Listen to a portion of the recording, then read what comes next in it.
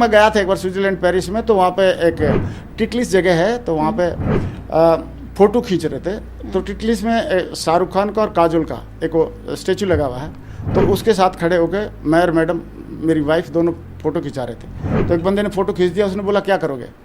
मैं बोला ये फ़ोटो बहुत काम आएगा। बोला क्या करोगे? मैं बोला ये फ़ोटो उनको दिखाएंगे जिनके दिमाग में ये घुसा हुआ है कि डायरेक्ट सेलिंग नहीं चलता, जिनको लगता है कि ये काम नहीं होता, जिनको लगता है ये सब बतौलेबाजी है, जिनको लगता है ये सब फालतू की बातें हैं। मैं बताएंगे कि भाई अगर फालतू की बातें हैं तो तुम आप फ़ोटो खिंचा के दिखा दो। उनको चाहिए इनकम, तो चाहिए IAS के बराबर, इनकम तो चाहिए डॉक्टर के बराबर, इनकम तो चाहिए CA के बराबर, मेहनत चपरासी के बराबर भी नहीं करना चाहते। कि कोई भी इंसान बड़ी सक्सेस अपनी काबिलियत की वजह से नहीं, अपने एटीट्यूड की वजह से लेता है।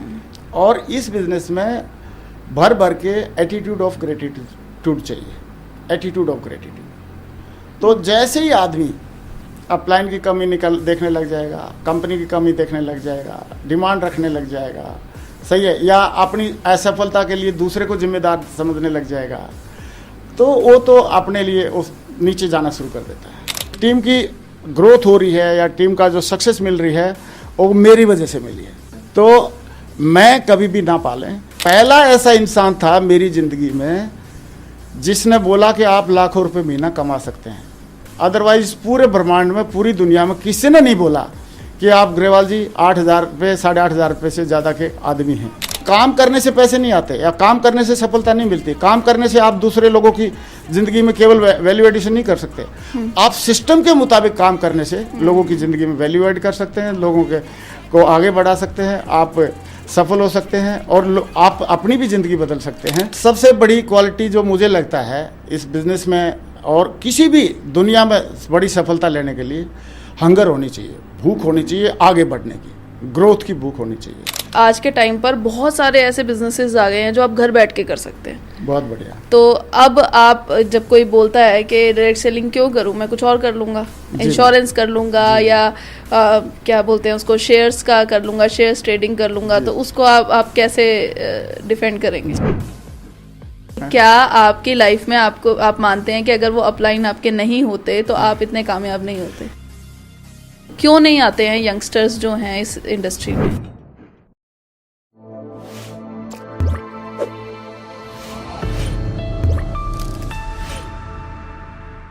दोस्तों नमस्कार, आपका स्वागत है नेटवर्किंग के दीवाने में।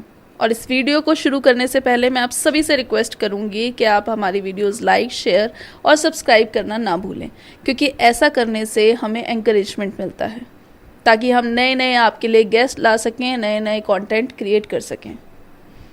तो दोस्तों आज जिस पॉडकास्ट के लिए हम तैयार हैं उसमें जो शख्स आने वाले हैं उन्हें 20-22 साल का इस इंडस्ट्री का एक्सपीरियंस है। 19 साल की सरकारी नौकरी को छोड़कर वो डायरेक्ट सेलिंग इंडस्ट्री में आए और आज उनकी टीम करोड़ों लोगों की है। बहुत से लोग हैं जो उनसे हर रोज़ इंस्पायर होते हैं, मोटिवेट होते हैं और एजुकेट होते हैं। आज आई एम श्योर आप भी बहुत कुछ सीखेंगे अगर इस वीडियो को एंड तक देखेंगे तो क्या आप तैयार हैं उस पर्सनालिटी से मिलने के लिए? तो आइए स्वागत करते हैं मिस्टर नरसी गेरेवाल जी का।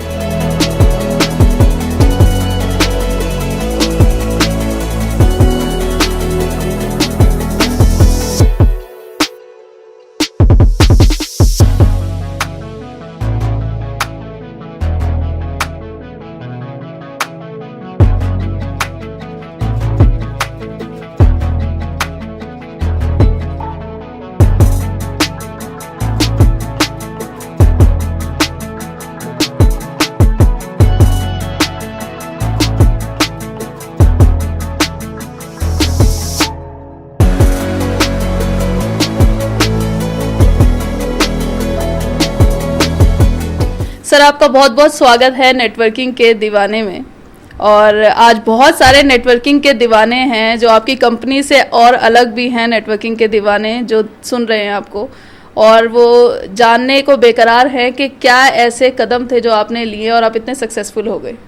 थैंक यू मैम, बहुत बहुत शुक्रिया आपका। सबसे पहले तो इस शो में, इस प्रोग्राम में मुझे बुलाने के लिए, और मैं ज़रूर कॉन्ग्रेचुलेट करना चाहूँगा आपको और राहुल जी को कि आप लोग एक ऐसा काम कर रहे हैं जो अजीम प्रेम जी ने किया था IT सेक्टर को फैलाने के लिए, और इन्फोसिस को फैलाने के लिए किया था हमारे जो इन्फोसिस के मालिक हैं उन्होंने। तो आप लोग जो डायरेक्ट सेलिंग के बारे में जो अवेयरनेस फैला रहे हैं, रियली आई सैल्यूट यू, और हैट्स ऑफ करना चाहूँगा कि इतनी बढ़िया इंडस्ट्री के बारे में जो रियल पिक्चर है वो आप दिखाने की कोशिश कर रहे हैं।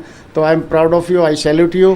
थैंक यू सर, आपने कंपैरिजन बहुत बड़ा कर दिया। हम नाखून बराबर भी नहीं है, बस एक छोटा सा एफर्ट है कि लोगों तक सही नॉलेज, सही एजुकेशन, रियल पिक्चर हम दर्शा सकें अगर डायरेक्ट सेलिंग की, तो बहुत लोगों का भला हो जाएगा। क्योंकि बहुत सारे लोग नेगेटिव हो जाते हैं इस इंडस्ट्री में, जो तो वो पहले ही प्रिपेयर होके आए, वो ये समझ के आए ये इंडस्ट्री क्या है। तो हम शुरुआत करते हैं सर आपकी जर्नी से। जैसा कि हमें पता है 19 साल की आपने सरकारी नौकरी को लात मारी और डायरेक्ट सेलिंग में कूद पड़े। तो हम पहले तो ये जानना चाहेंगे, ऐसा क्या एक मोटिव था, क्या चीज़ आपको अट्रैक्टिव लगी कि आप इस इंडस्ट्री में आए? थैंक यू मैम, बहुत बहुत शुक्रिया। सबसे पहले तो मैं एक बात बताना चाहूँगा कि आई रिस्पेक्ट जॉब। मैं जॉब की बहुत रिस्पेक्ट करता हूँ। तो जॉब मैंने 19 साल करी और उसके बाद मैं फुल टाइम में डायरेक्ट सेलिंग में आया।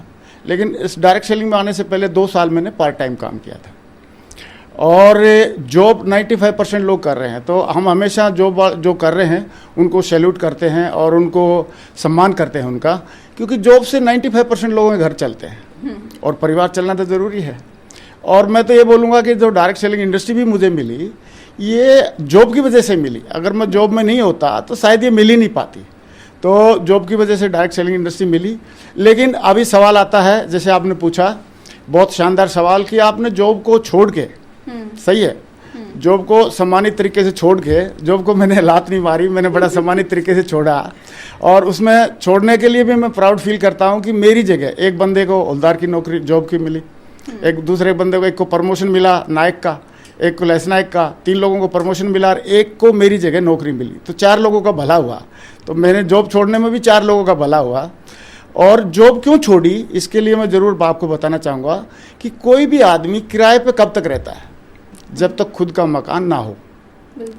लेकिन जैसे ही खुद का मकान अगर बन जाए तो कोई भी आदमी किराए पे क्यों रहेगा। तो मैंने जॉब में रहते रहते 2 साल इस इंडस्ट्री में काम करके, डायरेक्ट सेलिंग इंडस्ट्री में काम करके, और मैं जॉब से करीब करीब 11 गुना ज़्यादा इनकम यहाँ से मैं लेना शुरू कर दिया था। तो मैं, आपने छोड़ी? हाँ, तब छोड़ी मैंने जॉब, यस। तो मेरी करीब करीब तनख्वाह उस टाइम पे 8 साढ़े 8 हज़ार थी। और जब मुझे यहाँ से डायरेक्ट सेलिंग इंडस्ट्री से 1 सवा लाख 1.5 लाख रुपए महीने आने लगे थे, तब मैंने जॉब को रिजाइन किया, या वॉलंटरली रिटायरमेंट लिया मैंने। तो मैं और लोगों को भी बोलना चाहूँगा कि आनन फानन में जॉब छोड़ना और फिर किसी भी इंडस्ट्री में कूद पड़ना, ये ऐसा कोई बड़ाई वाली बात नहीं है। पहले आप बेस बनाओ। जॉब करते करते भी इस काम को कर सकते हैं। कोई दूसरा काम ऐसा नहीं है जिसको आप जॉब करते करते कर लेंगे, या बहुत मुश्किल है। लेकिन इस बिज़नेस को आप जॉब करते करते भी कर सकते हैं। और जॉब करते करते जब आपकी एक इनकम, आपकी जो फुल टाइम जॉब है, उससे 2 गुना 4 गुना 5 गुना 10 गुना अगर हो जाती है, तो उसके बाद आप जॉब से रिजाइन कर सकते हैं। तो मैंने जब शुरुआत किया इसमें, मेरी 8.5 हज़ार रुपये तनख्वाह थी। और जब मैं इस बिज़नेस में 1.25 लाख 1.5 लाख रुपए महीने तक पहुंच गया, तो फिर मैंने बहुत ही अदब से और सम्मानित तरीके से VRS लेके, वॉलंटरली रिटायरमेंट लेके, और मैंने इस इंडस्ट्री में फुल टाइम कूद पड़ा है। तो ये स्टोरी है। बिल्कुल सर, मैं ये जानना चाहूँगी, जैसे आपने जॉब को स्विच किया, नेटवर्किंग में आप आए, तो क्या क्वालिटीज़ आप समझते हैं उस इंसान में होनी चाहिए जो अपनी जॉब क्विट करके, या किस टाइम तो आपने बता दिया, पर क्या क्वालिटीज़ बहुत ज़रूरी हैं जो होनी चाहिए अगर आप डायरेक्ट सेलिंग में आ रहे हैं अपनी जॉब छोड़ के? बहुत बढ़िया, एक दाव लगा रहे हैं। बहुत बढ़िया मैम। सबसे बड़ी क्वालिटी जो मुझे लगता है इस बिज़नेस में और किसी भी दुनिया में बड़ी सफलता लेने के लिए, हंगर होनी चाहिए, भूख होनी चाहिए आगे बढ़ने की, ग्रोथ की भूख होनी चाहिए। क्योंकि मेरे अंदर भूख थी, और भूख इसलिए थी, मैं बताता हूँ आपको, कि मैंने मैट्रिक तक पढ़ाई की। हमारे घर वालों ने बोला कि अभी आप आगे नहीं पढ़ सकते। मैंने बोला क्यों? बोला नहीं, कॉलेज में ना बच्चे बिगड़ जाते हैं। तो मैंने बोला मैं नहीं बिगड़ूंगा, लिखवा के ले लो। तो उन्होंने बोला नहीं नहीं, असली बात ये है कि हमारे पास फीस नहीं है देने के लिए, तो आप कॉलेज में हम आपको नहीं पढ़ा सकते। तो मैंने बोला फिर क्या करना चाहिए, क्या करना है? तो बोला आप ऐसा करो, आप फौज में भर्ती हो जाना, वहाँ पर सिर्फ मैट्रिक पास तक चलता है, तो मैट्रिक पास से आप फौज में भर्ती हो सकते हो। लेकिन फौज में भर्ती होने के लिए भी एक एज होती है, तो उसमें भी 1.5 साल कमी थी। तो 1.5 साल मैंने गाँव में रह के कुछ दिन 6-7 महीने भैंस चराई, फिर एक प्राइवेट जॉब किया मैंने 250 रुपये महीना रेवाड़ी में जाके। फिर उसके बाद मुझे मेरा प्रमोशन मिल गया उस प्राइवेट जॉब में भी, 300 रुपये महीना मुझे मिलने लगे। और फिर मेरी उम्र हो गई भर्ती होने लायक, फिर मैं भर्ती हो गया आर्मी में। और उस टाइम पे मेरी 7,500 रुपये तनख्वाह थी। तो मेरी भूख थी आगे बढ़ने की। तो मैं 250 की जॉब में गया, फिर 300 की जॉब में गया, फिर 750 की जॉब में गया। फिर इंडियन आर्मी में जाने के बाद भी मैं वहाँ पे रुका नहीं। मैं मैट्रिक पास करके गया था, लेकिन मेरी इच्छा थी मैं आगे पढूं। तो मैंने प्राइवेट फार्म भर के मैंने भोपाल से 12th पास किया। फिर प्राइवेट फार्म भरे अपनी जॉब करते हुए, पढ़ाई करते हुए। फिर मैंने BA फर्स्ट ईयर किया, सेकेंड ईयर किया, थर्ड ईयर किया, BA कंप्लीट किया, फिर MA कंप्लीट किया। और जॉब में रहते रहते फिर मैंने MD BA भी कंप्लीट किया। और 4 बार मैं कमीशन के लिए अप्लाई किया, अफसर बनने के लिए, अधिकारी बनने के लिए फौज में, सेना में। और उसके लिए भी मैंने पढ़ाई किया। तो कहने का मतलब ये है कि मेरे आगे बढ़ने के लिए मेरी भूख थी, सिर्फ पैसे की नहीं, नॉलेज की भी भूख थी। और जो आगे बढ़ने की भूख थी मुझे, मैं आगे बढ़ना चाहता था। और आगे बढ़ने का जब मुझे और कहीं से मौका नहीं मिल पाया, या और कहीं पे मैं नहीं सफल हो पाया, लेकिन जैसे ही डायरेक्ट सेलिंग इंडस्ट्री मिली तो मेरे एकदम दिल की घंटी बज गई कि यस, ये मौका है, इस मौके पे चौका मारना ज़रूरी है। और मैंने शुरुआत कर दिया। तो सर आपने ये नहीं सोचा कि यहाँ पर भी लोग मेरे को क्या तरह तरह की बातें कहेंगे, या जो चैलेंजेस आएंगे क्या करेंगे? बिल्कुल। इसके लिए मैम क्या है ना, मेरे सामने एक प्रत्यक्ष एग्जाम्पल था। जिन्होंने मुझे प्लान दिखाई थी वो भी डिफेंस बैकग्राउंड से थे, वो भी मेरे रैंक के ही थे, हवलदार रैंक के ही थे। तो उन्होंने इस बिजनेस में काम करके करीब करीब 1 लाख रुपए महीना कमा रहे थे। और मैंने देखा कि मेरे जैसे बैकग्राउंड का, मेरे जैसी रैंक का बंदा और मेरे जैसी जॉब का बंदा इस बिजनेस में आके लाखों रुपए महीने कमा सकता है। तो और वो भी सच बोल के, क्योंकि जब मैंने प्लान देखी थी तो मेरी फर्स्ट कंडीशन एक थी कि सर बाकी सारी चीज़ें बढ़िया हैं, पैसे के बदले में प्रोडक्ट मिलेगा, यहाँ पे कुछ लोगों को हमने आगे बढ़ाना है तो हम भी आगे बढ़ जाएंगे, और यहाँ पे दूसरों का भला करके हम अपना भला कर सकते हैं। ये सारी बातें आपकी बढ़िया है, लेकिन एक बात मुझे बता दो कि इसमें झूठ तो नहीं बोलना पड़ेगा। तो उन्होंने बोला नहीं ग्रेवाल जी, झूठ बोलने की ज़रूरत नहीं है, आप सच बोल के भी इस बिज़नेस में ऊंचाइयों पे जा सकते हैं। तो मैं बोला सर मैं करूँगा, क्योंकि ऐसे कई सारे मिथ रहते हैं। जैसे मेरे को मिथ था एक लोगों का, मेरे दिमाग में एक मिथ था कि फौज में जो लोग जाएंगे उनको दारू पीना ज़रूरी है और मीट खाना ज़रूरी है।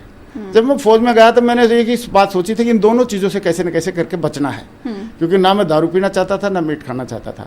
तो जो खाते हैं उनके लिए कोई प्रॉब्लम नहीं, वो खाएं, लेकिन मेरे को पर्सनली इच्छा थी कि मैं वेजिटेरियन रहूँ। तो मैंने जाते ही फौज में एक बहुत ही सीनियर अधिकारी थे, उनसे पूछा कि सर एक बात बताओ कि इसमें दारू पीना और मीट खाना क्या ज़रूरी है क्या?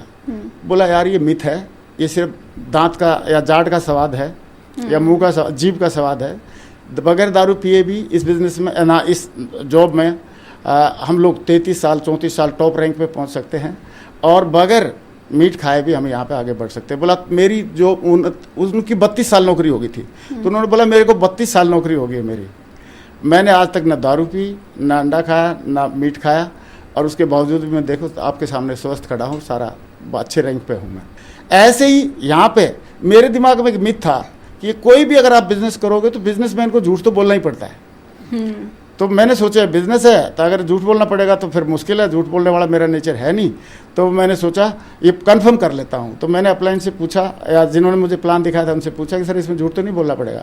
उन्होंने बोला बिल्कुल झूठ नहीं बोलना पड़ेगा, क्योंकि यहाँ पे सच बातें इतनी हैं कि आपकी सच ही नहीं खत्म होंगी, तो झूठ की बारी तब आएगी ना जब सच खत्म हो जाए। तो तब मैंने स्टार्ट कर दिया। और फिर उसके बाद कौन क्या बोल रहा है, क्योंकि इतना तो मुझे पता लग गया था, कुछ सेल्फ हेल्प बुक मैं पहले से पढ़ता था और धार्मिक बुक मैंने बहुत पढ़ी है।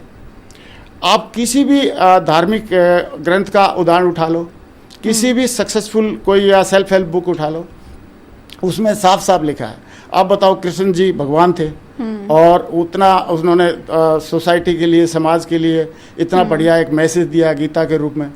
उनके लिए भी लोग उनको भी जयद्रथ, उनके जो मामा का लड़का था, बुआ का लड़का था, मामा जी का लड़का था, उन्होंने भी उनका विरोध किया, उनको गालियां दी। तो ऐसे विरोध तो करते हैं, और विरोध किया भी, मेरा भी किया यहाँ पे। लेकिन मैंने अपने अपलाइन को देख लिया था, उन्होंने बता दिया था कि विरोध करेंगे लोग, तो उसकी चिंता आपने नहीं करना, आपको तो अपने जिस रास्ते पे चले हो उसको मिशन मान के करना है पूरा।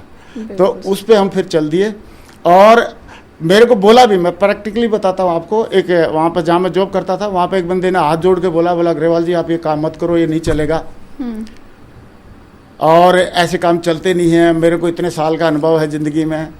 मैं बोला अभी तक तो चलता है, नहीं चलता मुझे नहीं मालूम, लेकिन अभी आप बोल रहे हो ना कि ये नहीं चलता है, ये नहीं चलेगा, अगली चला के दिखाएंगे, अभी आपके सामने चला के दिखाएंगे। और जैसे कुछ दिन चलाते हुए हुआ, तो वही आदमी ये बोलने लगा मुझे कि अग्रवाल जी आप बड़े लकी हैं। तो किसी भी काम को अगर आपने शुरुआत कर दिया, और हमारे अभी रतन टाटा जी, मैं उनका बड़ा फ़ैन हूँ, उनकी बड़ी इज्जत करता हूँ, सैल्यूट करता हूँ। उन्होंने पूरी एक औद्योगिक जगत की एक जो पहचान बनाई है पूरे वर्ल्ड में लेवल पे, वो सब उनको सैल्यूट करते हैं। पहले क्या करते थे लोग, उद्योगपति को या बिजनेसमैन को ऐसा सोचते थे कि यार ये आया है और उसका जो एम्प्लॉयज़ है उनका शोषण करेगा, लोगों से, लोगों के जो रिसोर्सेज हैं उनको बना के मैन्युफैक्चरिंग करके महंगा बेचेगा, लोगों को लूटेगा, ऐसे करके। लेकिन रतन टाटा जी ने बताया कि इंडस्ट्रियलिस्ट समाज के लिए सबसे बड़ी सेवा करता है। सही, उन्होंने एक ऐसा एग्जाम्पल सेट करके दिखाया, और आज लोग उनकी दिल से इज्जत करते हैं। सही है, हालांकि वो अभी हमारे बीच में नहीं है, जस्ट अभी रिसेंटली गए हैं, लेकिन उनकी लोग बहुत इज्जत करते हैं। तो ऐसे ही मतलब हम इसमें ये हम बताना चाह रहा हूँ मैं कि डायरेक्ट सेलिंग इंडस्ट्री में भी हम ये बता सकते हैं, करके एथिकली काम करके, बड़े बड़े अच्छे अचीवमेंट लेके, लोगों की जीवन में अच्छी वैल्यू एडिशन करके, लोगों को आगे बढ़ा के हम बता सकते हैं कि this is the best business, और ये लोगों के भले के लिए है, इसमें कोई भी मतलब नुकसान नहीं करते हम, अल्टीमेटली हम फ़ायदा करते हैं। तो ये बात मेरे को समझ में आ गई। उसके बाद तो फिर हमने ये सोचा ही नहीं कि कौन क्या बोलता है, क्यों, लोग तो देखो, लोगों का काम तो बोलना है। बिल्कुल बिल्कुल। ये हमने बहुत सारी कहानी भी सुनी है, सही है, कुछ तो लोग कहेंगे लोगों का काम है कहना, लोगों का काम है कहना, सही है, लेकिन हमारा काम है कि अपने रास्ते पे चलते रहना। बिल्कुल सर। जी मैं सर, आपने अभी जिक्र किया अपलाइन का, 2-3 बार जिक्र किया। जी। तो कहीं ना कहीं आप प्रभावित दिखते हैं, तो मैं ये जानना चाहूंगी कि क्या आपकी लाइफ में आप मानते हैं कि अगर वो अपलाइन आपके नहीं होते तो आप इतने कामयाब नहीं होते? ये बिल्कुल आपकी बात 200% सहमत हूँ आपसे, क्योंकि आई वॉज रॉ। जैसे नया बच्चा जन्म लेता है और उसको अगर मम्मी नहीं मिले, सही है, या पापा नहीं मिले, या उसको केयर टेकर नहीं मिले, तो अकेला सर्वाइव नहीं कर सकता। तो शुरुआत में तो अपलाइन की ज़रूरत ज़्यादा ही है, बहुत ज़्यादा ज़रूरी है। और मैं बहुत लकी हूँ, फॉर्चुनेट हूँ कि अपलाइन मुझे शुरुआत दिन से ही बेस्ट टू बेस्ट अपलाइन मुझे मिले। मेरे 3 अपलाइन हैं, उन तीनों को हमेशा मैं सैल्यूट करता हूँ, और दिल में उनके लिए स्पेशल जगह है मेरे लिए, क्योंकि मुझे तो इस बिज़नेस का बी भी नहीं मालूम था, नेटवर्क मार्केटिंग एन नहीं मालूम था, डायरेक्ट सेलिंग का डी नहीं मालूम था, कुछ नहीं मालूम था। सारी चीज़ें जो भी सिखाई, या जो भी उन्होंने बुक रिकमेंड करी, या जो उन्होंने ऑडियो वीडियो रिकमेंड किया, और जो उन्होंने करके प्रैक्टिकली करके दिखाया, हमारे अपलाइन लोग ऐसा सिर्फ बोलते नहीं थे, वैसी लाइफ भी जीते थे। कभी, सबसे बड़ी बात, हाँ, कभी भी एथिकली, जैसे इसमें बिजनेस में बताया जाता है कि आपको एथिकली काम करना, पूरा एथिकली रहते थे। कभी भी बिजनेस में वो बोला जाता है कि आप हमेशा एक दूसरे को एडिफाई करना, एक दूसरे की अच्छाइयाँ देखना, मधुमक्खी बनना हमेशा, इसमें नॉर्मल वाली मक्खी नहीं बनना, नॉर्मल फ्लाई नहीं बनना, जो भी बैठ जाती है, जो कहीं पर गंदगी ढूंढती है हमेशा, सही है। सारे शरीर को छोड़ के जो नॉर्मल मक्खी क्या होती है, वो गंदगी बैठती है, और मधुमक्खी क्या करती है, इस दुनिया में जहाँ फूल हैं, जहाँ खुशबू है, जहाँ शहद है, उस सब को खोज लेती है। तो हमारे अपलाइन ने हमेशा करके दिखाया कि हमेशा एक दूसरे की, और इसमें दुनिया में, समाज में लोगों की अच्छाइयाँ खोजना, और अच्छाइयों को और उभारना, और उनको साथ में लेके चलना। तो उन्होंने प्रैक्टिकली किया। अभी मेरे अपलाइन मेरे को जो इंट्रोड्यूस करते हैं, मुझे बताते हुए बड़ा फ़ख्र है, और ये लाइन वो अपलाइन ही बोल सकता है, बाकी कोई नहीं बोल सकता। शुरुआत में जब हमने शुरुआत किया काम, तो मेरे अपलाइन ने बोला कि अग्रवाल जी आप कर सकते हैं। ये बात कोई नहीं बोल सकता। पहला ऐसा इंसान था मेरी ज़िंदगी में जिसने बोला कि आप लाखों रुपए महीना कमा सकते हैं। अदरवाइज पूरे ब्रह्मांड में, पूरी दुनिया में किसी ने नहीं बोला कि आप ग्रेवाल जी 8,000 रुपये 8,500 रुपये से ज़्यादा के आदमी हैं, कमा सकते हैं। लेकिन मेरे अपलाइन ने बोला कि आप लाखों रुपये महीना भी कमा सकते हैं। क्योंकि मैंने उनसे सवाल पूछा कि सर क्या लाखों रुपये महीना मैं भी कमा सकता हूँ? बोला बिल्कुल कमा सकते हैं। और तो मैंने बोला सर कैसे कमा सकते हैं? तो उन्होंने बोला अगर आपने सिस्टम के मुताबिक काम किया तो मेरे दिमाग में उस दिन से एक शब्द घुस गया जिसका नाम है सिस्टम। मैंने बोला सर सिस्टम के मुताबिक ही काम करेंगे। बोला ग्रेवाल जी काम करने से पैसे नहीं आते या काम करने से सफलता नहीं मिलती। काम करने से आप दूसरे लोगों की ज़िंदगी में केवल वैल्यू एडिशन नहीं कर सकते, आप सिस्टम के मुताबिक काम करने से लोगों की ज़िंदगी में वैल्यू एड कर सकते हैं, लोगों को आगे बढ़ा सकते हैं, आप सफल हो सकते हैं और आप अपनी भी ज़िंदगी बदल सकते हैं। क्योंकि कोई भी दवाई खाने से आदमी हेल्थी नहीं होता, रिकमेंडेड दवाई खाने से हेल्थी होता है या सही होता है, ठीक होता है। कोई भी किताबें पढ़ने से आदमी मतलब ज्ञानी नहीं होता, रिकमेंडेड किताबें पढ़ने से। क्योंकि किताबें तो वैसी वाली भी रहती हैं, नेगेटिव वाली भी रहती हैं। तो रिकमेंडेड किताबें पढ़ने से और ऐसे ही कोई भी काम करने से। काम तो बहुत सारे लोग कर रहे हैं, मेहनत कर रहे हैं, सही है, लेकिन वो इतनी ज़िंदगी में, अपनी ज़िंदगी में, अपने परिवार की ज़िंदगी में, समाज की ज़िंदगी में इतना ज़्यादा कुछ परिवर्तन नहीं ला पाते या वैल्यू एड नहीं कर पाते। लेकिन सिस्टम के मुताबिक काम करने से ग्रेवाल जी यहाँ पे आप जो चाहोगे, जितना सोचोगे, उससे ज़्यादा आपको मिलने वाला है। और thanks to God and thanks to my great uplines, उन्होंने वो सारी चीज़ें आज मिल रही हैं। और मैं आपको एक लाइन और ज़रूर बोलना चाहूँगा कि अभी एक दिन मेरे अपलाइन ने इंट्रोडक्शन किया, एक बहुत ही सीनियर ऑडिटर पत्रकार थे, तो उनसे मेरा इंट्रोडक्शन कराया।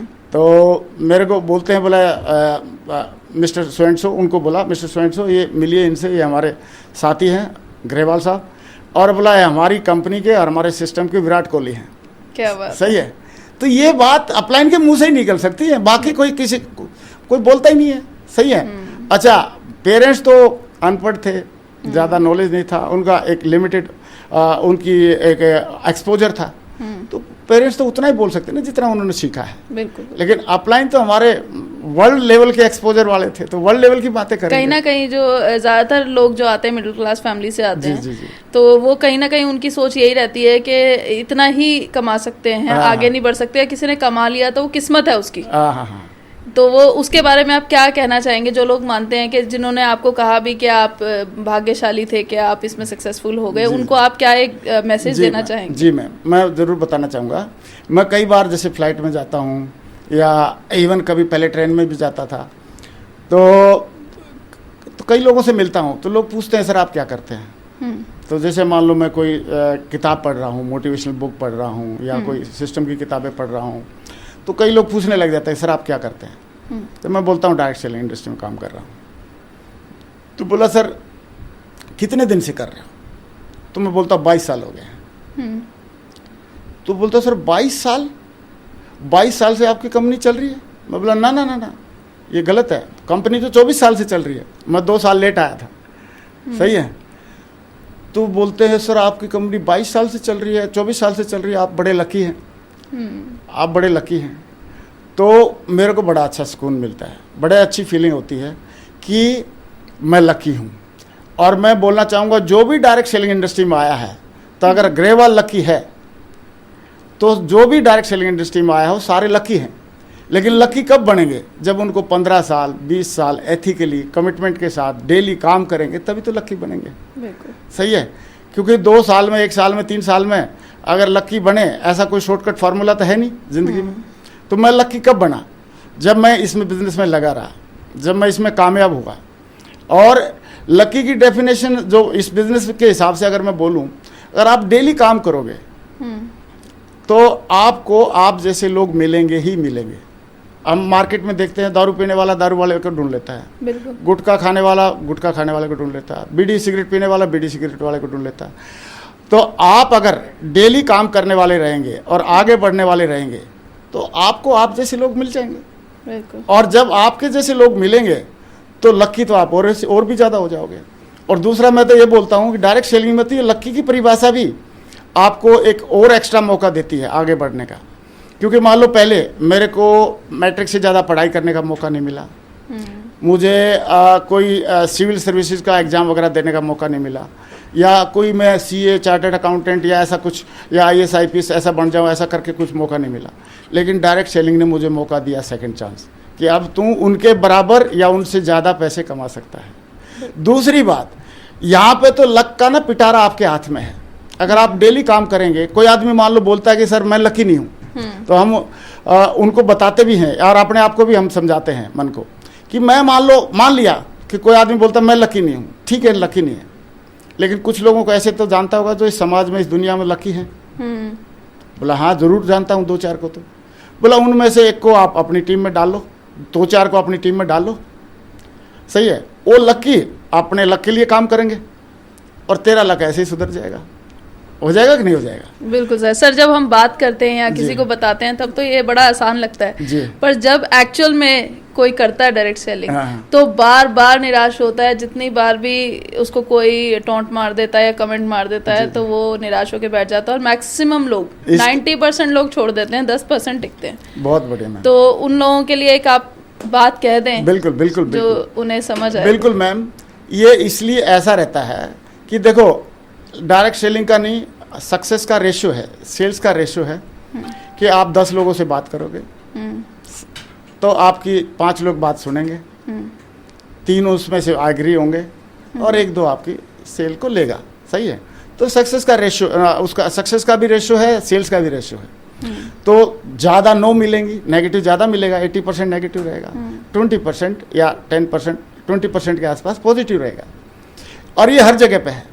ट्रेन में भी आप देखो 20 डब्बे हैं तो 4 डब्बे AC के रहते हैं, बाकी तो नॉन AC रहते हैं, सही है। तो ये हर एक जगह है। तो उसके लिए क्या हमने अपने आप को अच्छे से तैयार कर रखा है क्या? अगर हम डायरेक्ट सेलिंग के बारे में डेली एक ऑडियो वीडियो सुने डेली, और अगर हम डेली इससे रिलेटेड किताबें पढ़ें, तो हम जितना नेगेटिव मिलेंगे उससे ज़्यादा हम पॉजिटिव डोज ले लेंगे। बिल्कुल। तो मजाल है कोई आदमी नेगेटिव कर दे, मेरे को नेगेटिव करके दिखाए ना कोई, सही है ना। जब मैं जीरो से शुरुआत किया था ना, तब मेरे को कोई नेगेटिव कर पाया ना, बीच में कोई नेगेटिव कर पाया ना, आज नेगेटिव कर सकता ना आगे तक कभी भी नेगेटिव कर पाएगा।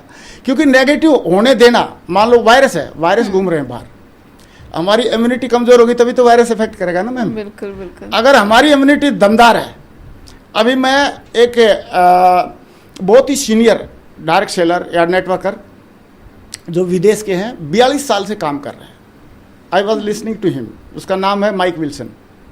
42 साल से वो काम कर रहे हैं और उन्होंने बहुत सारे अपने ड्रीम पूरे किए, बहुत सारे लोगों के ड्रीम पूरे कराए और बहुत सारे लोगों को मतलब उन्होंने एक वैल्यू एडिशन किया उनकी ज़िंदगी में।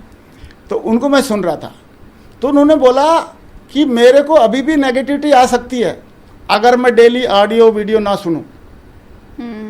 नेगेटिविटी कितनी आएगी? मान लो 10 मिनट की आएगी नेगेटिविटी, हम बोला उसका 2 घंटे का पॉजिटिविटी सुनेंगे तो 10 मिनट की नेगेटिविटी हमारे पास असर कर पाएगी क्या? नहीं कर पाएगी। तो बोलते हैं मेरे पास आईपॉड है, मैं ब्रेकफास्ट करता हूँ तो भी एक सक्सेसफुल बंदे की मोटिवेशनल बातें या सक्सेसफुल स्किल्स वगैरह अपना सुनता रहता हूँ, सही है।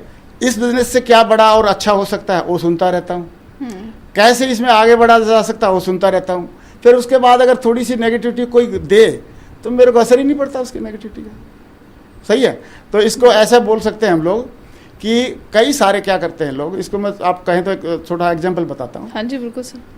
कई सारे लोग देखते हैं कि वहाँ पे बाज है और पेड़ की उस पे बैठा, चोटी पे बैठा, ऊपर बैठा, ऊपर टॉप पे, और उसमें लगता है किसी को कि यार ये तो चोटी पे बैठा बैठा आराम कर रहा है, और आराम करने से, चोटी पे बैठ के आराम करने से मैं भी ऐसे कर सकता हूँ आराम। तो अगर अभी खरगोश भी आके उस पेड़ के नीचे आकर आराम करने लग जाए तो कोई भी पशु पक्षी उसको खा जाएगा। तो अगर आपको आराम करना है तो टॉप पे तो पहुंचना पड़ेगा पहले, सही है। तो आपने अगर नेगेटिविटी से बचना है या पशु पक्षियों से बचना है, सही है, तो आपको अपना उठाना, लेवल तो उठाना पड़ेगा ना, पॉजिटिविटी का लेवल ऊपर उठाना पड़ेगा, अपने एजुकेशन का लेवल ऊपर उठाना पड़ेगा, और अपने आप को हमेशा, मैं एक शब्द बोला था अभी दोबारा रिपीट कर रहा हूँ, सिस्टम से कनेक्ट करके रखना पड़ेगा। क्योंकि मान लो 4 नेगेटिविटी किसी ने दे भी दी तो नोट कर लो उसकी, और अपलाइन से एक बार बात कर लो। अपलाइन तुरंत ऐसे जैसे डॉक्टर के पास जाने से बीमारी छूमंतर हो जाती है ना, ऐसे ही अपलाइन के पास जाने से झाड़ फूक करके फिर एकदम फिट कर देता है अपलाइन। तो मेरे को भी ऐसे जब मैं शुरुआत में काम करना शुरू किया तो मैं फील्ड में जाता था तो 2-4 तो लोग नेगेटिव दे ही देते थे, लेकिन मेरे पास अपलाइन का फ़ोन था। और आज कौन ऐसा आदमी है जिसके पास अपलाइन का फ़ोन नहीं है? तो अपलाइन से बात करें। मैंने बोलता था सर उसने ये बोला, उसने ये बोला, उसने ये बोला, आपको क्या सोचते हैं? और कई बार हमको लगता है कि ये प्रॉब्लम है, प्रॉब्लम नहीं, और हमारी ग्रोथ का साइन होता है। जैसे मैंने एक बार बोला, मेरे कुछ साथी लोग जब मेरे शुरुआत में चेक आने लगे ना यूनिट में, तो देखो आपको तो पता ही है लोगों का नेचर कि लोग ये तो चाहते हैं कि आप आगे बढ़े, लेकिन ये नहीं चाहते उनसे आगे बढ़े। सही है। जैसे मान लो एक कॉलेज में 6 बच्चे पढ़ रहे हैं इकट्ठा, तो उनमें से कोई फेल हो जाए तो थोड़ा दुख होगा, लेकिन 6 में से कोई अगर यूनिवर्सिटी टॉप कर जाए या स्टेट टॉप कर जाए या इंडिया टॉप कर जाए तो बाकी वाले तो बहुत परेशान हो जाएंगे। सही है। तो ऐसे ही जब मेरे चेक आने लगे इसमें, मैं तो रेगुलर डेली काम कर रहा था, तो डेली काम करेगा तो चेक तो आएंगे ही आएंगे। तो साथ वालों को पेट में दर्द होना शुरू हो गया और वो हल्ला करना शुरू कर दिया कि सर देखो ग्रेवाल जी पता नहीं क्या कर रहा है, इसके हर हफ्ते चेक आ रहे हैं, ये है ऐसे करके हल्ला करना शुरू कर दिया। तो मैंने अपलाइन को फ़ोन लगाया, मैं बोला सर बड़ी प्रॉब्लम है। बोला क्या? मैं बोला सर हर हफ्ते मेरे चेक आ रहे हैं। अरे बोला ग्रेवाल जी हर हफ्ते चेक आना खुशी की बात है, प्रॉब्लम की बात है? मैं बोला सर है तो खुशी की, लेकिन अभी तो प्रॉब्लम बनी हुई है। बोला डोंट वरी, बहुत छोटी सी बात है। मैं बोला क्या करना है सर बताओ आप? बोला जाओ साइबर कैफ़े पे और एड्रेस चेंज कर दो, चेक कहाँ चला जाएगा?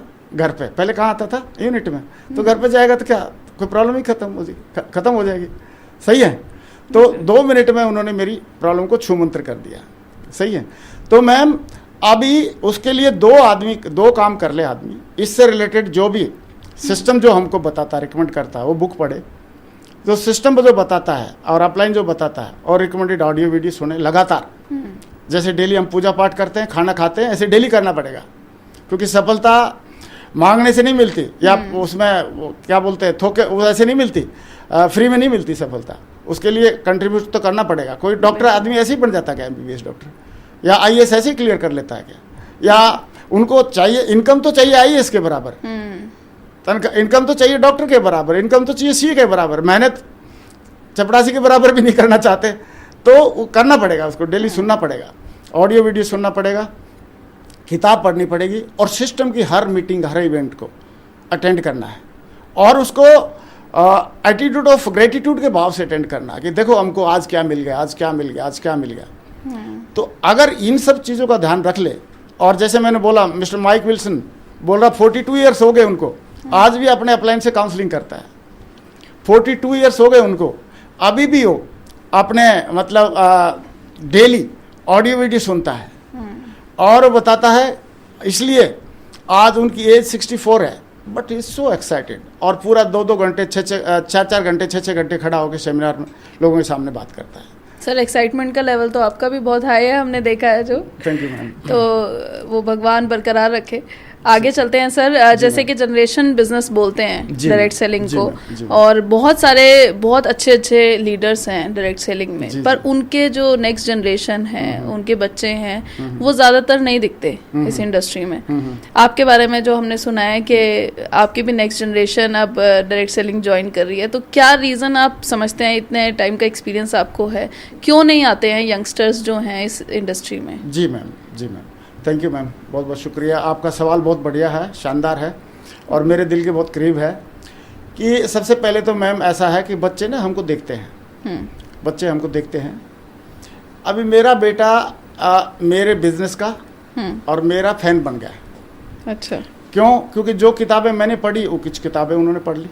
ओके। और जब वो इंग्लैंड में पढ़ने के लिए गया तो वहाँ पे उसने देखा कि बहुत सारे रईसों के बच्चे थे वहाँ पे पढ़ने के लिए आए हुए थे, लेकिन किसी ने लोन करा रखा है, किसी ने कुछ कर रखा है। इकलौता ऐसा टाइगर था जिसका नो लोन, कोई लोन नहीं था। तो आप तो फील कर रहा था, मेरे को जब भी छुट्टी आता था तब बताता था कि पापा बगैर लोन वाला मैं ही हूँ। और मैंने उसको 2 कार्ड दे रखे थे। मैं बोला 2 कार्ड क्यों दे रहे हो? मैं बोला एक बाई चांस नहीं चले किसी वजह से, टेक्निकल प्रॉब्लम की वजह से, दूसरा चलेगा। सही है। तो वो उस पोजीशन में था कि इमरजेंसी में किसी की हेल्प भी कर देता था वहाँ पे। सही है। तो बेटे ने मेरा बिजनेस को बचपन से देख लिया अच्छे से, फिर उसको फील कर लिया। 5 साल इंग्लैंड में पढ़ाई किया, और ऊपर से उन्होंने मेरी किताबें पढ़ ली। और जब ये पढ़ी सारी चीज़ें देखने के बाद उनको समझ में आ गई कि इससे बढ़िया बिजनेस है नहीं। और मेरे को भी ये लगा कि अभी जैसे नेक्स्ट जनरेशन, जैसे जो भी हमारा जो एम्पायर या संगठन या ऑर्गेनाइजेशन फैल रहा है, तो इसको संभालने के लिए कोई ना कोई तो चाहिए होता है। तो बेटा एक ही है हमारा, तो मैंने बोला भाई इसके लिए तो संभालना ही है तेरे को। तो वो भी संभालना चाहता है और हम भी चाहते हैं कि वो संभाले, सही है। और इसलिए वो बहुत ही खुशी से अपनी मर्जी से इस बिजनेस को कर रहा है।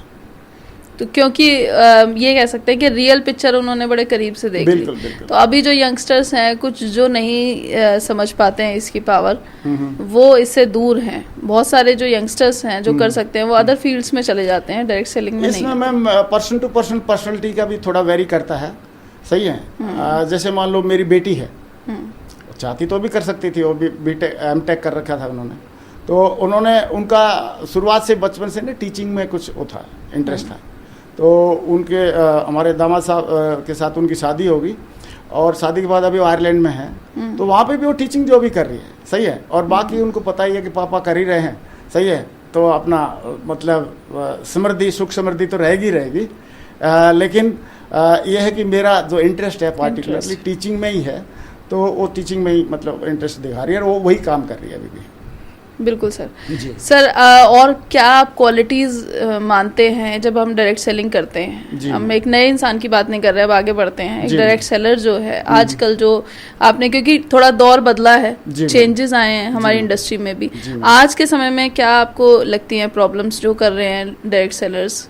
जल्दबाजी कर जाते हैं, कुछ इस कंपनी से उस कंपनी चले जाते हैं, कुछ अपनी डिमांड्स रखने लग जाते हैं, कुछ कमियां निकालने लग जाते हैं। जी मैम। तो आपके नज़र में क्या मेजर चीज़ें हैं सर? इसके लिए तो मैम ऐसा है, मैं मतलब बहुत ही शुरुआत से हमको हमारे सिस्टम ने और हमारे ग्रेट अपलाइन लोगों ने सिखाया था, बताया था कि कोई भी इंसान बड़ी सक्सेस अपनी काबिलियत की वजह से नहीं, अपने एटीट्यूड की वजह से लेता है। और इस बिजनेस में भर भर के एटीट्यूड ऑफ ग्रेटिट्यूड चाहिए, एटीट्यूड ऑफ ग्रेटिट्यूड। तो जैसे ही आदमी अपलाइन की कमी देखने लग जाएगा, कंपनी की कमी देखने लग जाएगा, डिमांड रखने लग जाएगा, सही है, या अपनी असफलता के लिए दूसरे को जिम्मेदार समझने लग जाएगा, तो वो तो अपने लिए उस नीचे जाना शुरू कर देता है, सही है। तो ये ऐसा नहीं है कि दौर हमारे साथ नहीं आए, दौर तो इतना लंबी अगर जर्नी करेगा तो कभी भी आपको पता है इसी की लाइन सीधी तो चलती नहीं, और चलनी भी नहीं चाहिए, ऐसे ऐसे चलती है। शेयर मार्केट भी ऐसे ऐसे चलती है, ज़िंदगी में भी सांस अंदर बाहर ऐसे ऐसे चलती है। तो अप डाउन तो आएंगे ही आएंगे, लेकिन अप डाउन जब आता है तो उस टाइम पे आपका एटीट्यूड ऑफ ग्रेटिट्यूड है कि नहीं है। अगर एटीट्यूड ऑफ ग्रेटिट्यूड रहेगा तो आप अपनी जिम्मेदारी लेंगे। ग्रोथ अगर आप हो रही है तो आप जिम्मेदार हैं, ग्रोथ अगर डाउन हो रही है तो आप जिम्मेदारी ले लेंगे, बल्कि ग्रोथ अप हो रही तो अपलाइन कार सिस्टम को जिम्मेदार ठहराएंगे, और ग्रोथ जब डाउन हो रही तो खुद की जिम्मेदारी लेंगे। तो एटीट्यूड ऑफ ग्रेटिट्यूड रखना बहुत ज़रूरी है, और सिस्टम की बातों को माने आदमी। सिस्टम जो बार बार ट्रेनिंग में बताया जाता है, फंक्शन में बताया जाता है, मीटिंग में बताया जाता है, अपलाइन के थ्रू बताया जाता है कि आप इस बिज़नेस में आए हैं, नहीं, किसी भी बिज़नेस में चले जाओ, किसी भी कुछ में चले जाओ, तो उतार चढ़ाव तो आएंगे आएंगे। और असली सक्सेस इस जिंदगी में उसी की होती है जो उतार चढ़ाव को फेस कर जाए, सही है। तो उतार चढ़ाव, आपको क्या लग रहा, इतने बड़े उद्योगपति रतन टाटा साहब की जिंदगी में नहीं आए। वो प्लांट लगाना चाहते थे बंगाल में, लेकिन कहाँ लगाना पड़ा उनको, मजबूरी में, गुजरात में, सही है। तो ये फेसेस तो सबको आते हैं, और ऐसे ही हमारे बिजनेस में भी कभी टीमें बनेंगी, कभी बहुत बढ़िया काम चलेगा, कभी थोड़ा कम चलेगा, सही है। कभी लीडर्स कुछ नेगेटिव बातें करेंगे, कुछ कभी पॉजिटिव बातें करने वाले इतने मिलेंगे कि साहब आप बताओ करना क्या है, बहुत बड़ा विजन है ज़िंदगी में। तो अच्छे खट्टे मीठे अनुभव तो रहने ही रहने हैं। तो उस टाइम पे अगर हम अपना एटीट्यूड ऑफ ग्रेटिट्यूड रख लें सिस्टम के प्रति, कंपनी के प्रति, अपलाइन के प्रति, और जो भी हमारे लोग हैं टीम के प्रति, हम अपना एटीट्यूड ऑफ ग्रेटिट्यूड रखें, और ये सारी चीज़ें सिस्टम में एज ए पैकेज हमको सिखाई जाती हैं। कि आप देखिए, ये सचिन जी और विनोद कामली के बारे में एग्जाम्पल दिया जाता है कि अच्छे प्लेयर कौन थे, ज़्यादा पोटेंशियल या टैलेंट किस में था, विनोद कामली में था। लेकिन ज़्यादा क्रिकेट का भगवान कौन बने, सचिन जी बने, क्योंकि उनका एटीट्यूड ज़्यादा बहुत बढ़िया था, सही है। तो एटीट्यूड हमारे को बहुत अच्छा, आप कितने काबिल हैं ये आपकी ऊंचाई तय नहीं करेगा, आपका एटीट्यूड कितना बढ़िया है ये आपकी ऊंचाई तय करने वाला है। और एटीट्यूड किसी दूसरे के हाथ में नहीं रहता। देखो काबिलियत तो भगवान ने जो दी है वही है, लेकिन एटीट्यूड हम अपना अच्छा बना सकते हैं। और ये हमारे को यहाँ पे सिस्टम में बहुत अच्छे तरीके से सिखाया जाता है, और उसको सीखना और इसको इम्प्लीमेंट करना अगर कोई कर ले तो फिर उसको कोई प्रॉब्लम नहीं आएगी।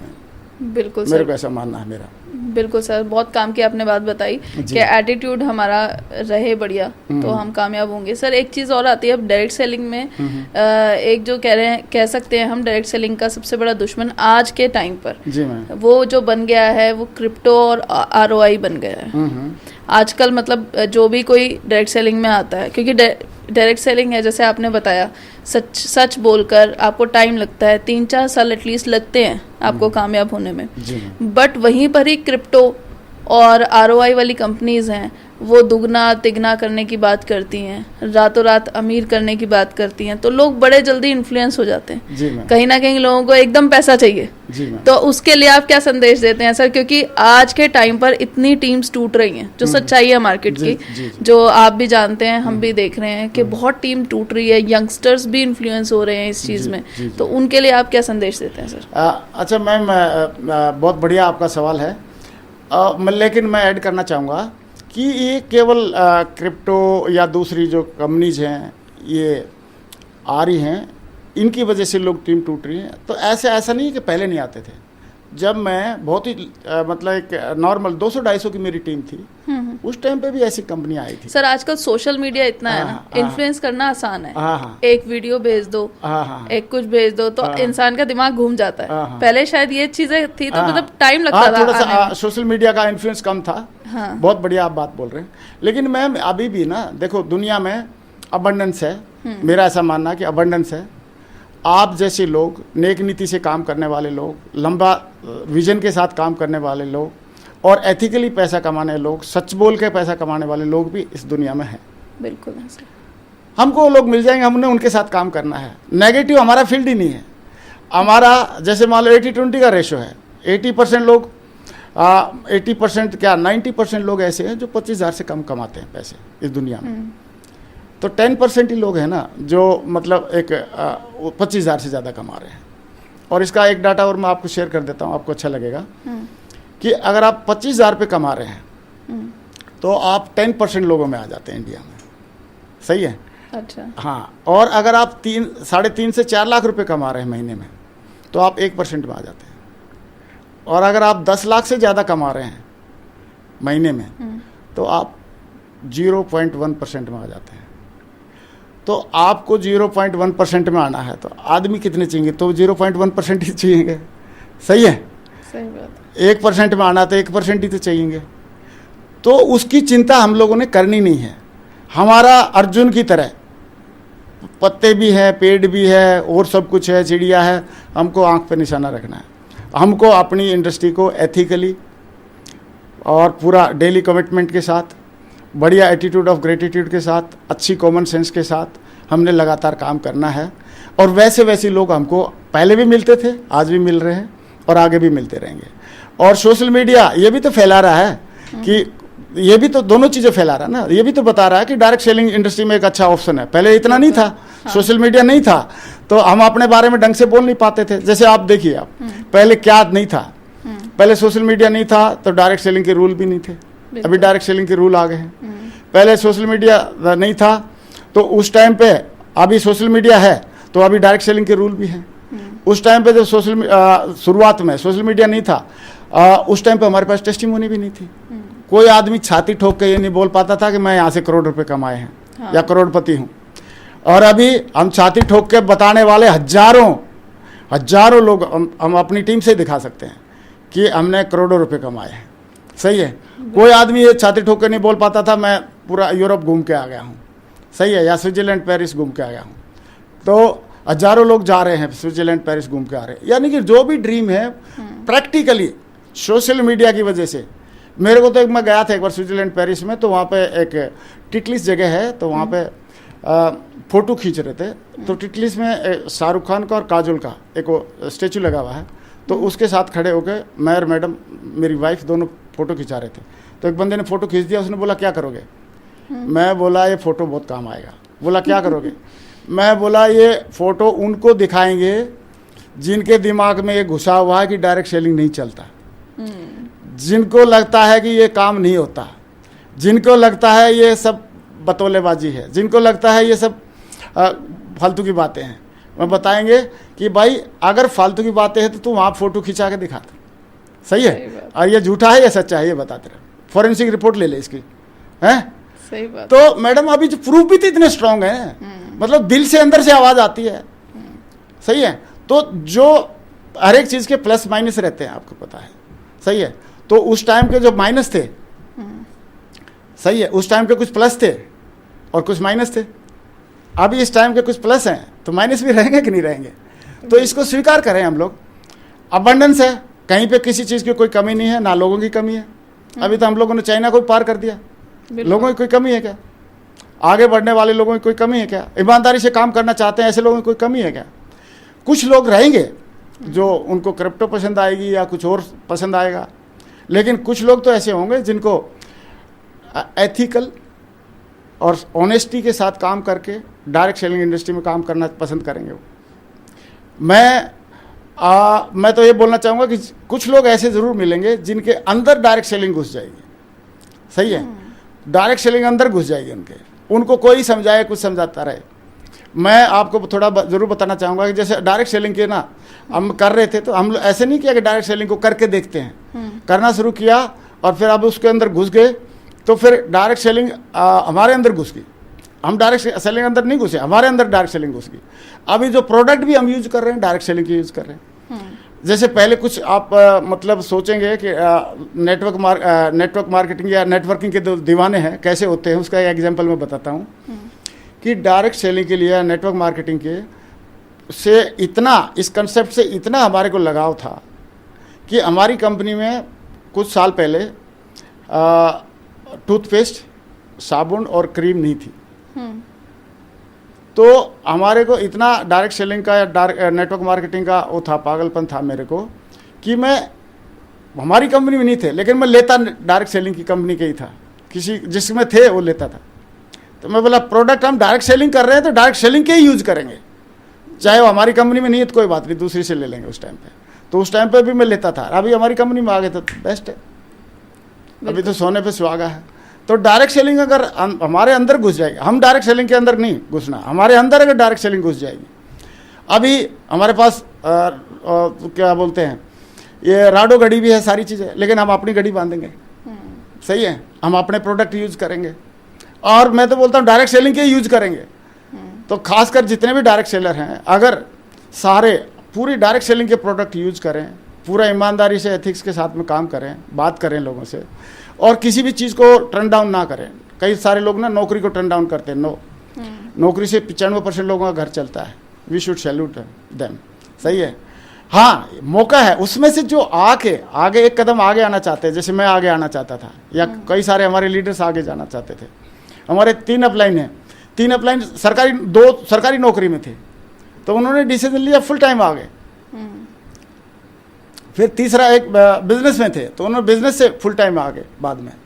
तो ऐसे करके मैम यहाँ पे अभी इतने सारे एग्जाम्पल, प्रूफ और सॉलिड, क्या बोलेंगे आप, फैक्ट एंड फिगर इतने सारे हैं कि सामने वाला आदमी अगर उसकी दिमाग ठीक है, भेजा सही है, और लालच या और उसकी बुरी नीयत नहीं है, तो फिर उसको समझ में आ जाएगी कि क्या करना है क्या नहीं करना। और लालची आदमी तो फिर फंसते रहते हैं।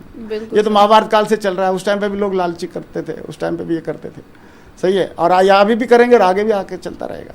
तो उससे एक मान लो बुराई से, या एक पुराने ज़माने में बोलते हैं ना, एक राक्षस था तो लोगों के हवन को ख़राब कर देता था, तो अभी भी ये कुछ राक्षस हैं डायरेक्ट सेलिंग के हवन को ख़राब करेंगे। तो एक हवन को ख़राब करेंगे ना, दूसरा फिर बना लेंगे हम हवन, दूसरा कर लेंगे हवन, क्या दिक्कत है, सही है, क्योंकि लास्ट तो है नहीं। और एक बात बताओ, जब उसने बोला भी था, महात्मा बुद्ध ने बोला था कि मारने वाले से बचाने वाला ज़्यादा ताकतवर होता है। तो हम डायरेक्ट सेलिंग को बचाने वाले हैं, इसको आगे बढ़ाने वाले हैं, इसको सपोर्ट करने वाले हैं। तो जो खराब करने वाले कितना कर लेंगे खराब। उनकी तो लिमिट है खराब करने वालों की, लेकिन हमारी अनलिमिटेड है, हम तो अनलिमिटेड सही काम बात। करेंगे। सर एक चीज़ आती है अब, जैसे क्योंकि पहले डायरेक्ट सेलिंग मतलब और चीज़ें कम थी, डायरेक्ट सेलिंग ज़्यादा एक ऐसा व्यापार था या प्रोफेशन था जिसमें आप घर बैठे, टाइम ऑफ फ्रीडम है आपको, आप फ्लेक्सिबिलिटी है, आप कभी भी करें। जी पर अब आज के टाइम पर बहुत सारे ऐसे बिजनेसेस आ गए हैं जो आप घर बैठ के कर सकते हैं। बहुत बढ़िया। तो अब आप जब कोई बोलता है कि डायरेक्ट सेलिंग क्यों करूं, मैं कुछ और कर लूंगा, जी। इंश्योरेंस कर लूंगा या क्या बोलते हैं उसको, शेयर्स का कर लूंगा, शेयर्स ट्रेडिंग कर लूंगा, जी। तो उसको आप कैसे डिफेंड करेंगे? जी मैम, बहुत बढ़िया, वंडरफुल।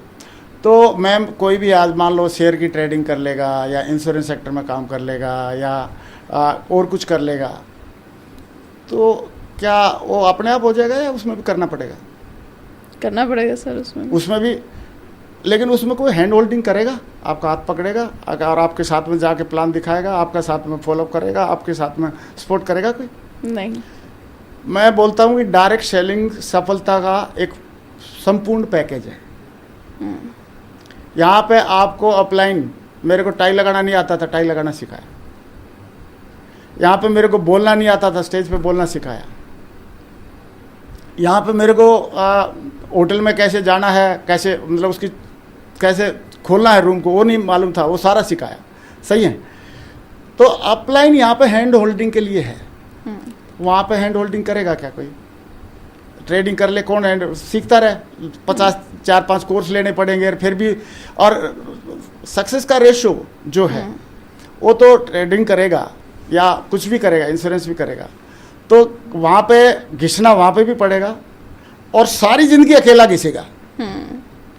मान लो इंश्योरेंस सेक्टर में, मैं अपने आप को ले लेता हूँ, मैं इंश्योरेंस सेक्टर में होता और मैं कुछ पॉलिसी कर लेता और करता रहता लगातार, ठीक है, कमा लेता, अच्छी बात है। लेकिन क्या मैं जो टीम वर्क का जो बेनिफिट है, जो आज मैं आनंद ले रहा हूँ, वो ले पाता क्या? यहाँ पे आपको सपोर्ट करने के लिए दो तरीके से है। एक आपको सिस्टम सपोर्ट करता है एजुकेशन देके, अपलाइन सपोर्ट करता है मेंटली और आपको एजुकेशनली हेल्प करता है। टीम आपके साथ में काम करके आपके हैंड मल्टीप्लाई करता है। अभी मान लो मेरी 1 करोड़ की टीम है तो मेरे हाथ जो है 2 करोड़ हो जाते हैं। मेरा 1 करोड़ की टीम है तो 1 करोड़ मूव हो जाते हैं। सही है। और वहाँ पे करेगा तो अकेला ही रहेगा ना। तो मैं आपसे एक सवाल पूछता हूँ कि अकेला काम करेगा तो ज़्यादा सक्सेस मिलेगी या टीम वर्क में काम करेगा तो ज़्यादा सक्सेस मिलेगी? Team work. That's great, that's it. बिल्कुल सर।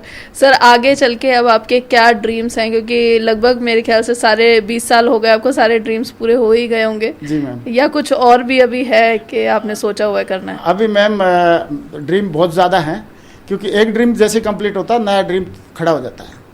बोला जी अभी मैं आ गया हूँ, क्योंकि मैंने सुना है कि जो हमारे आदर्श रहे हैं डायरेक्ट सेलिंग इंडस्ट्री के या नेटवर्क मार्केटिंग इंडस्ट्री के, उन्होंने बोला कि जिस दिन आप इस दुनिया से जाएंगे आपका एक ड्रीम तो आपके साथ जाना चाहिए। सही है। ओके। हाँ, एक ड्रीम साथ में जाना चाहिए लास्ट तक।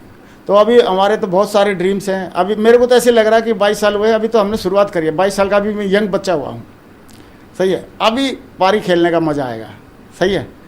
अभी हम कुछ बड़ा सोच सकते हैं, इंडस्ट्री के लिए सोच सकते हैं, अपने लिए सोच सकते हैं। सही है। अपनी टीम के लिए सोच सकते हैं।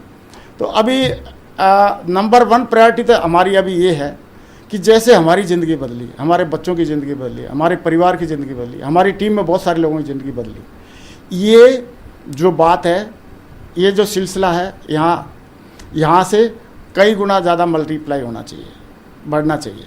और मेरा ड्रीम ये है, मेरे से सवाल पूछा था एक वहाँ पे पैनल में मुझे बुलाया था, तो वहाँ पे पूछा था, आप भी थे शायद उसमें, कि आप ये बताओ ग्रेवाल जी कि ऐसा दिन कब आएगा कि जब कोई लड़की का पिता जब लड़का ढूंढने जाए तो अभी उनकी प्रायोरिटी रहती है कि या तो सक्सेसफुल डॉक्टर हो, सक्सेसफुल इंजीनियर हो, सीए हो। सही है। और या गवर्नमेंट जॉब का बढ़िया क्लास 1 गवर्नमेंट जॉब हो। तो ऐसा दिन कब आएगा जब लोग उसमें एक कॉलम ये भी ऐड करें कि सक्सेसफुल नेटवर्क मार्केटर हो? तो ऐसा दिन कब आएगा या कब आ सकता है? तो हमारा भी नेक्स्ट ड्रीम यही है कि वो दिन आ जाए। और अभी मैं एक दिन बड़ा खुश हुआ, मैंने आईसीआईसी के एक फॉर्म देखा, तो उसमें पहले सिर्फ ये लिखा रहता था सेल्फ एम्प्लॉयड, ये पहली बार मैंने देखा उसमें कॉलम में ऐड कर रखा था नेटवर्क मार्केटर। क्या अच्छा। क्या प्रोफेशन है, तो उसमें नेटवर्क मार्केटर भी लिखा हुआ था। तो मैंने बोला अभी बैंक के, अगर मान लो बैंक की लिस्ट में भी नेटवर्क मार्केटिंग एक प्रोफेशन आ गया है, ऐड हो गया है, गवर्नमेंट की लिस्ट में हो गया डायरेक्ट सेलिंग रूल के मुताबिक, तो अभी आने वाले टाइम में उस प्रायोरिटी में भी अभी बहुत जल्दी आने वाला है कि हमारी बेटी के लिए बढ़िया क्लास 1 ऑफिसर हो, या बढ़िया सक्सेसफुल डॉक्टर, इंजीनियर, लॉयर या चार्टर्ड अकाउंटेंट हो, तो उसमें ये भी एक ऐड होना चाहिए कि हमारी बेटी के लिए एक सक्सेसफुल डायरेक्ट सेलर भी हो, तो बहुत बढ़िया रहेगा। बिल्कुल sir, this is our dream. बिल्कुल वो ड्रीम बहुत जल्दी पूरा हो, हमारी आशा है ये सर। सर एक चीज़ और मैं पूछना चाहूँगी, डायरेक्ट सेलिंग में ज़्यादा लीडर्स जो हैं, फीमेल लीडर्स कम हैं। अगर हम देखें तो मेल लीडर्स बहुत हैं, फीमेल लीडर्स भी हैं, बहुत गजब की लीडर्स हैं, बट रेशो जो देखें हम कम हैं, ऐसा क्या कारण है सर? ये तो मैम वैसे तो इसका अपना समाज का भी थोड़ा परिप्रेक्ष्य है, लेकिन आप देखेंगे ना वर्ल्ड लेवल पे अगर सिनारियो देखेंगे तो 70% लेडीज लीडर हैं डायरेक्ट सेलिंग इंडस्ट्री। और आपको पता है जो दुनिया में होता है, पहले अमेरिका में, यूरोप में जो होता है, बाद में इंडिया में भी होता है। बिल्कुल। तो दैट विल कम मेरे ख्याल से, तो कि अभी भी लेडीज़ भी यहाँ पे काफ़ी इंटरेस्ट ले रही हैं और आगे बढ़ रही हैं। और मेरे को तो ऐसे लग रहा है कि काम तो लेडीज़ के लिए ज़्यादा सूटेबल है, क्योंकि डायरेक्ट सेलिंग इंडस्ट्री में करना क्या है, गड्ढा तो खोदना नहीं है, लॉन्ग जंप तो करना नहीं है, हाई जंप तो करना नहीं है, सही है, करना क्या है, बातचीत करना है। शुरुआत में हमसे कोई पूछता था सर आप क्या करते हो, तो हम बोलते थे बातचीत का व्यापार करते हैं, सही है, तो बातचीत ही तो करनी है ना। तो हम मैन्युफैक्चरर हैं, कंपनी प्रोडक्ट तो कंपनी बनाती है ना, हम प्रमोटर हैं, सही है ना, हम कुछ बेच रहे हैं, तो हम लोग क्या कर रहे हैं, हम लोग तो बातचीत ही कर रहे हैं ना। जो प्रोडक्ट हमने यूज किया कि साहब ये प्रोडक्ट मैंने लिया है, बड़ा अच्छा लग रहा है, तो आप भी ले सकते हो, सही है। तो यहाँ पे सिर्फ बात ही करना है। बिल्कुल। और बात करने के लिए क्या करना पड़ता है, होठ हिलाने पड़ते हैं, और होठ हिलाने में महिलाएं ज़्यादा हिला सकती है या जेंट्स हिला सकते हैं? तो महिलाएं ज़्यादा हिला सकती हैं। तो अभी थोड़ा समाज का ना प्रिफेक्स का थोड़ा है रहता है कि लेडीज़ के लिए, लेडीज़ का अगर आप देखेंगे तो जॉब में भी लेडीज़ कम, जेंट्स ज़्यादा हैं जॉब में, लेडीज़ थोड़ी कम हैं। तो हर एक जगह यही रेशो है।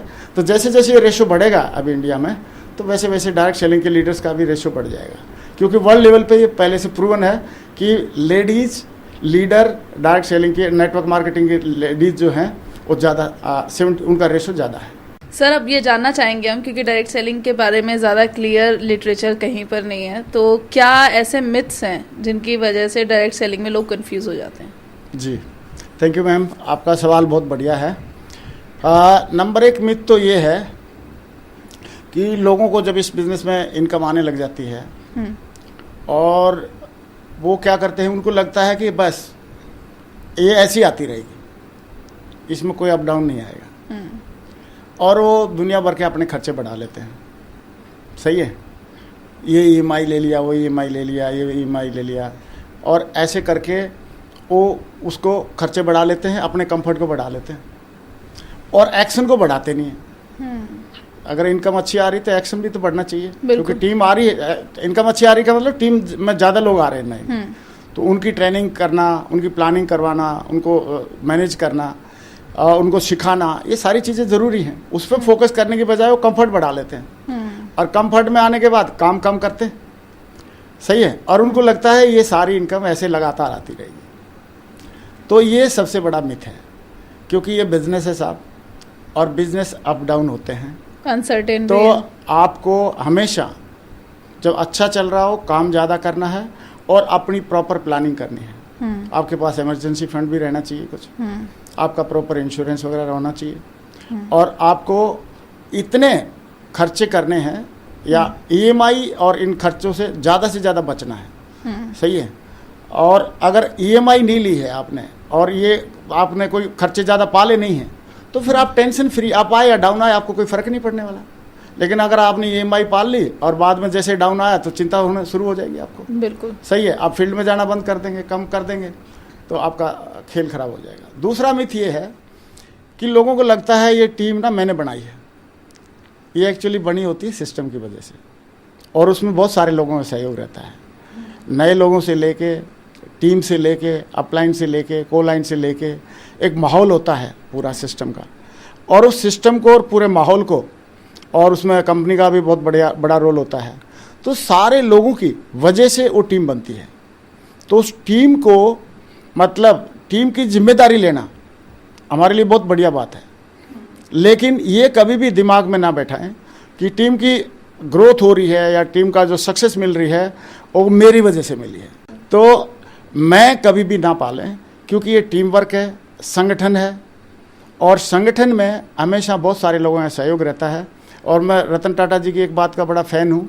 उनको किसी ने पूछा था कि आपने इतना बड़ा एम्पायर, इतना बड़ा ऑल ओवर वर्ल्ड में कैसे फैलाया, तो उन्होंने बोला हमारे पास जो लोग हैं, हमारा जो संगठन है वो बहुत मजबूत है, बहुत अच्छे लोग हैं, और उन सब के सहयोग की वजह से फैल गया। तो ऐसे करके हम लोगों को हमेशा ये ध्यान रखना है और ग्रेटफुल रहना है, ग्रेटिट्यूड रखना है कि इसमें बहुत बड़ा सहयोग हमारी कंपनी का है, हमारे सिस्टम का है, हमारी अपलाइन का है, हमारे कोलाइन लोगों का भी है, और बाकी पूरी इंडस्ट्री का है। क्योंकि कहीं ना कहीं कुछ न कुछ तो सहयोग रहता ही रहता है। इंसान कभी भी इंडिपेंडेंट नहीं होता, बहुत सारे लोगों का सहयोग होता है, और सहयोग की वजह से ये सारे अचीवमेंट आ पाते हैं। तो ये दो मिथ हैं, इन मैं चाहता हूँ कि हमेशा इन दोनों मिथ को ध्यान में रखना चाहिए कि रेगुलर इनकम ऐसे ही आती रहेगी, इनकम क्या पता बढ़ भी जाए घट भी जाए, दोनों ऑप्शन है। ऐसे ही कभी भी ये दिमाग में ना रखें कि ये सब मेरी वजह से हो रहा है, क्योंकि आप तो कभी भी बीमार भी हो सकते हो और नहीं भी रह सकते हो। लेकिन आपके बावजूद भी, जैसे देश संविधान की वजह से चल रहा है, और ये जो मंत्री और ये सारे आते रहते जाते रहते हैं, लेकिन देश चल रहा है। ऐसे ही सिस्टम की वजह से हमारा काम चलना चाहिए या चल रहा है, ये बात हमेशा हमको ध्यान रखना है। बहुत सारे जो नेटवर्कर हैं जो आगे चल के और भी चीज़ों में पड़ जाते हैं, वो बच सकता है। जी मैम। और सर बहुत अच्छा लगा, आज हमने इतना कुछ सीखा। मैं नेटवर्कर नहीं हूँ, पर मेरे को भी बहुत कुछ सीखने को मिला आपसे। एक जो सक्सेसफुल इंसान है उसके व्यक्तित्व से बहुत कुछ सीखने को मिलता है। हमने बहुत कुछ सीखा, और नेटवर्किंग के दीवानों ने भी सीखा होगा। Thank you very much sir, हमारे शो पर आने के लिए और इतना सारा ज्ञान देने के लिए। Thank you very much Yamini ji, बहुत बहुत शुक्रिया मैम आपका। और मैं ज़रूर आपका दिल से धन्यवाद देना चाहूँगा कि आपने मेरा ना एक ड्रीम पूरा कर दिया है। बहुत साल पहले मैंने ड्रीम देखा था 2007-8 में कि ऐसा समय आना चाहिए कि टीवी के माध्यम से हम लोगों को जैसे हरित क्रांति के लिए प्रचार प्रसार हुआ था, सही है, और जैसे महिलाओं को आगे बढ़ाने के लिए पढ़ाने के लिए प्रचार प्रसार हुआ था, क्योंकि समाज नहीं मानता था उस चीज़ को, एक्सेप्ट नहीं करता था। तो ऐसे ही हम डायरेक्ट सेलिंग इंडस्ट्री के बारे में लोगों को समझाएं, बताएं कि ये इंडस्ट्री बहुत आने वाले टाइम की बहुत ही बड़ी इंडस्ट्री है। अभी मैंने कुछ फैक्ट एंड फिगर देखे थे कि अभी ये अगर वर्ल्ड लेवल पे देखा जाए तो $189 बिलियन की इंडस्ट्री है, जिसको अगर इंडियन रुपीज़ में देखें तो ट्रिलियंस रुपीज़ बन जाते हैं। और आने वाले टाइम में ये $500 बिलियन की 500 बिलियन डॉलर की बनने वाली है, यानी कि $5 ट्रिलियन से भी ज़्यादा, 5 ट्रिलियन रुपये से भी ज़्यादा की बनने वाली है। इंडिया में फिक्की की रिपोर्ट है ही 2025 तक ये 64,500 करोड़ की बनने वाली है। तो वर्ल्ड लेवल पे जो इतनी बड़ी इंडस्ट्री फ्लोरिश कर रही है या थ्राइव कर रही है या आगे बढ़ रही है, तो आने वाले टाइम में इंडिया में भी बढ़नी है। और इंडिया में जब बढ़नी है तो क्यों ना हम लोग इसमें एथिकली, ऑनेस्टी के साथ, कमिटमेंट के साथ, और अपने भी सपने पूरे करें, लोगों के कराएं, अपने भी जीवन में अच्छी एक वैल्यू डालें और लोगों के जीवन में भी डालें। Thank you ma'am, thank you sir, thank you very much. Thank you sir. और आप जो कर रहे हैं मैम, रियली मैं आप और राहुल जी जो मिलकर जो काम कर रहे हैं, आई सैल्यूट यू। मैं दिल से, तहे दिल से धन्यवाद देना चाहूँगा। और अभी मेरे रोंगटे खड़े हैं मैं जब आपसे बात कर रहा हूँ कि आप निस्वार्थ भाव से, पूरा दिल से इस इंडस्ट्री के लिए जो आप काम कर रहे हैं, मैं दोबारा एक बार रिपीट करना चाहूँगा कि जो नारायण मूर्ति जी ने किया आईटी इंडस्ट्री के लिए, जो विप्रो के चेयरमैन अजीम प्रेम जी ने किया आईटी इंडस्ट्री के लिए, जो रतन टाटा जी ने किया इंडस्ट्रियलिस्ट के इंडस्ट्री के लिए, ऐसे ही आप इस डायरेक्ट सेलिंग इंडस्ट्री के लिए, आप और राहुल जी पूरे तन मन धन से पूरी टीम के साथ में बहुत बढ़िया काम कर रहे हैं। Thank you sir, I salute you, thank you sir, and I appreciate you. Thank you ma'am, thank you sir, thank you sir. तो दोस्तों, आज आपने जाना कि कैसे नरसी गिरेवाल सर ने एटीट्यूड ऑफ ग्रैटिट्यूड की भावना से करोड़ों की टीम बनाई। उनके एथिक्स और उनकी कमिटमेंट ने एक बड़ा एम्पायर एस्टेब्लिश किया। तो दोस्तों, अगर इस वीडियो ने आपको इंस्पायर या मोटिवेट किया है, कहीं ना कहीं आपके दिल को छुआ है, तो मैं ये आपसे रिक्वेस्ट करूंगी कि आप एक ना एक नेटवर्किंग के दीवाने को इसको ज़रूर शेयर कीजिए, ताकि उसकी लाइफ में भी एक पॉजिटिव बदलाव आ सके।